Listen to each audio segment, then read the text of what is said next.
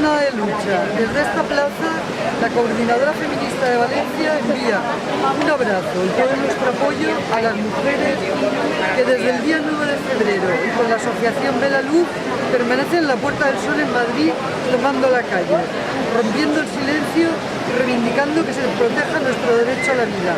que es el más fundamental de todos y que tampoco importa a los poderes públicos.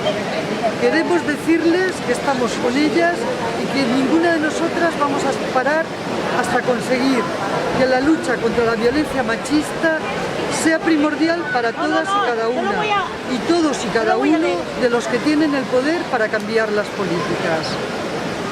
En aquesta jornada de lluita, des d'aquesta plaça, la Coordinadora Feminista de València envia una abraçada i tot el nostre suport a les dones que des del dia 9 de febrer